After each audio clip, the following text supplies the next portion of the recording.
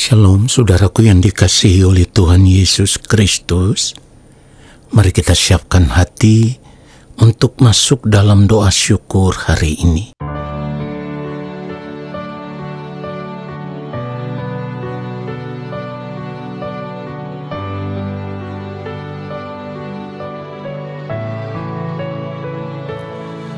Kerajaan-Mu Tuhan, itu kerinduanku, tiada yang lain.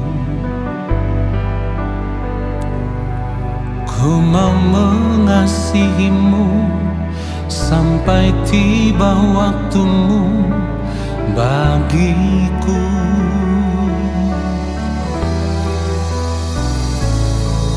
Menghormati-Mu Tuhan dengan segenap jiwaku selama ku hidup. Ku mau jadi anak-Mu yang taat dan setia selamanya. Ku mau seperti Yesus, ku mau seperti Yesus. Selama hidup hanya melakukan kehendak Bapa. Ku mau seperti Yesus, ku mau seperti Yesus. Senangkan hati Bapa, hidup menjadi berkat, memuliakan nama-Nya.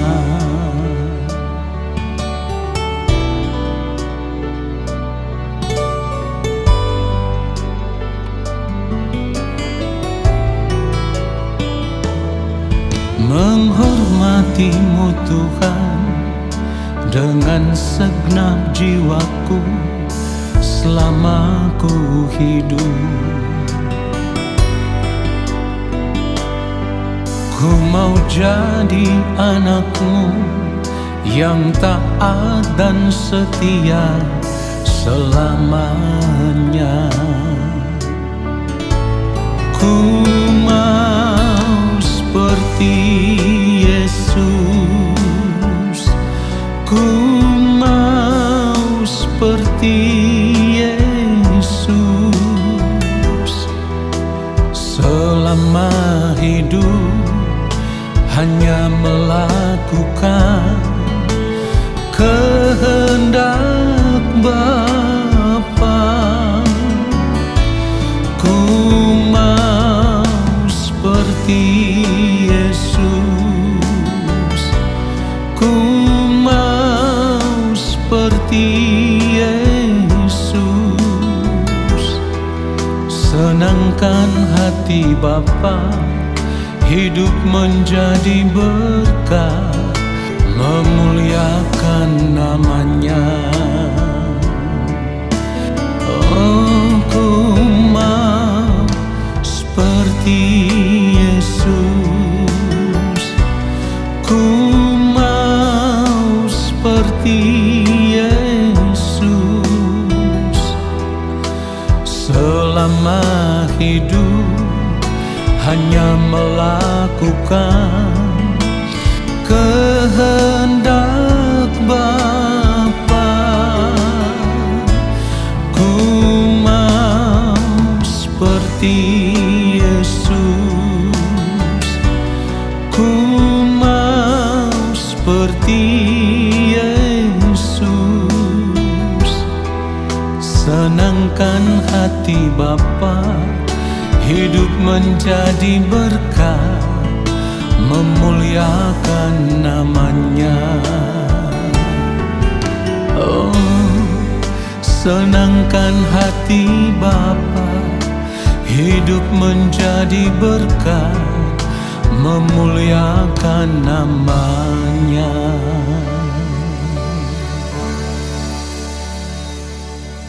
Mari kita berdoa. Bapa yang mulia, Allah yang Maha Kudus, kembali kami ada di hadapan Bapa. Kami mau duduk diam di dalam hadirat-Mu, dan kami mau membuka hati kami untuk diisi dengan kebenaran firman-Mu. Kami memerlukan firman-Mu ya Bapa, supaya di sepanjang hari hidup kami mau hidup di dalam penurutan akan kehendak-Mu seturut dengan firman-Mu. Berbicaralah bagi kami ya Allah. Ajar kami mengerti kebenaran firman-Mu ya Tuhan. Roh Kudus Tuhan mengurapi kami.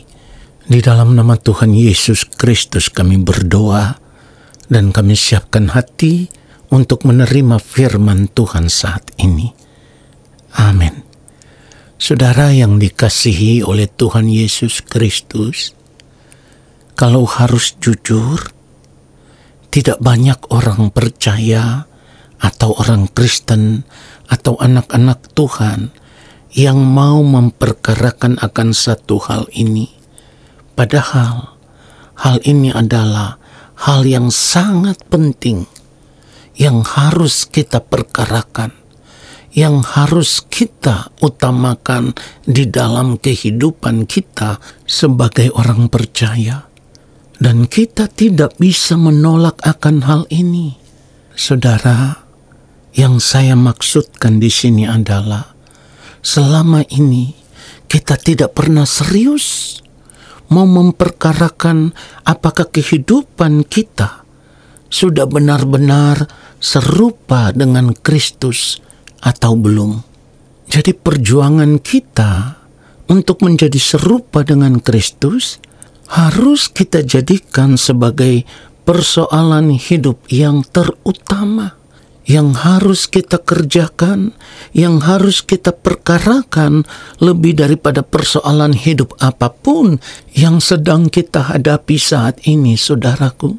Mengapa saya katakan kita harus serius memperkarakan akan hal ini?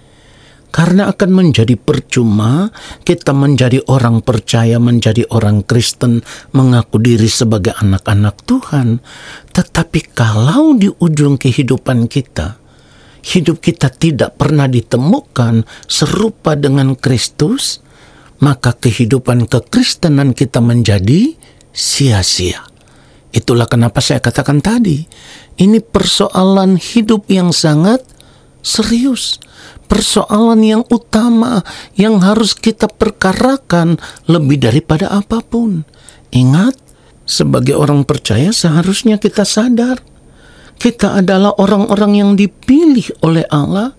Bahkan firman Tuhan katakan kita dipilih sebelum dunia ini dijadikan. Saudara perhatikan itu. Di dalam Efesus 1 ayat 4, firman Tuhan katakan, sebab di dalam Dia Allah telah memilih kita sebelum dunia dijadikan, supaya kita kudus dan tak bercacat di hadapannya. Yang perlu kita garis bawahi dari kebenaran firman Tuhan ini adalah Allah telah memilih kita sebelum dunia dijadikan. Itu yang sudah saya katakan tadi. Kita dipilih sebelum dunia dijadikan. Persoalannya adalah kita harus sadar seperti yang firman Tuhan katakan, sebab di dalam Dia, maksudnya di dalam Yesus, Allah telah memilih kita. Saudaraku, kalau dikatakan di dalam Yesus Allah telah memilih kita, itu berarti kita tidak punya pilihan hidup yang lain. Pilihan hidup kita itu hanya satu. Kita harus benar-benar berjuang untuk memiliki hidup yang sama, hidup yang serupa dengan Kristus. Kenapa saya katakan kita harus memiliki hidup yang sama, hidup yang serupa dengan Kristus? Sebab hidup kita tersembunyi bersama dengan Kristus di dalam Allah. Kalau kita melihat kebenaran firman Tuhan, Kolose pasal 3 ayatnya yang ketiga, firman Tuhan katakan, sebab kamu telah mati dan hidupmu tersembunyi bersama dengan Kristus di dalam Allah. Kalau firman Tuhan katakan, sebab kamu telah mati, artinya ketika kita berada di dalam Kristus, kita sudah tidak boleh lagi hidup mengikuti keinginan diri kita sendiri. Sebab di dalam Kristus, kita adalah orang-orang yang telah mati bersama dengan Kristus. Kalau kita tahu bahwa kita telah mati bersama dengan Kristus, hidup kita tersembunyi bersama dengan Kristus di dalam Allah, itu juga berarti kita harus mati terhadap dunia ini dan kita hidup bagi Allah. Tetapi selama ini kita tidak pernah memperkarakan akan hal ini. Kita tidak pernah mempersoalkan akan hal ini dengan serius. Saudara perhatikan itu. Tidak pernah, saudaraku, kita sama sekali tidak pernah serius memperkarakan akan hal ini. Sehingga kita tidak pernah berpikir, tidak pernah mempersoalkan apakah hari ini, apakah saat ini, apakah detik ini hidup kita sudah serupa dengan Kristus atau belum. Padahal kita dipanggil di dalam Kristus, kita dipilih oleh Allah di dalam Kristus supaya kita menjadi serupa dengan Dia. Maksudnya serupa dengan Kristus. Saudara perhatikan itu. Roma 8 ayat 29, firman Tuhan katakan, sebab semua orang yang dipilihnya dari semula.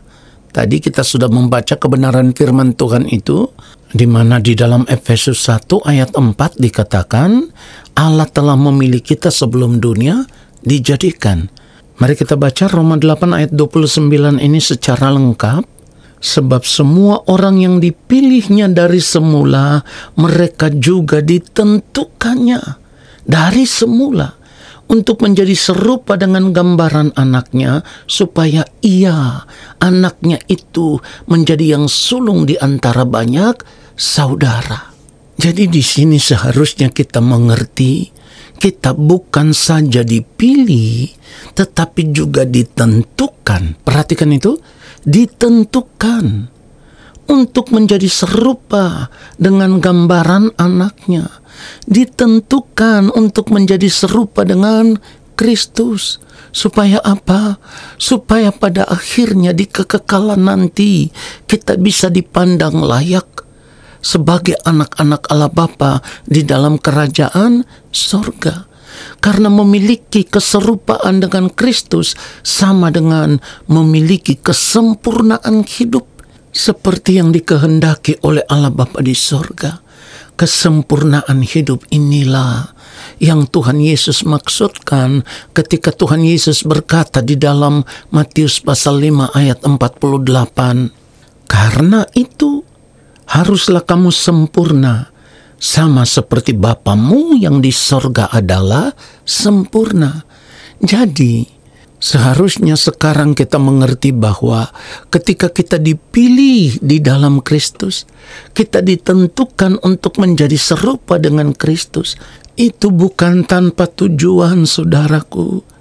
Kita dipilih di dalam Kristus, ditentukan untuk menjadi serupa dengan Kristus, supaya kehidupan kita menjadi kehidupan yang benar-benar sempurna.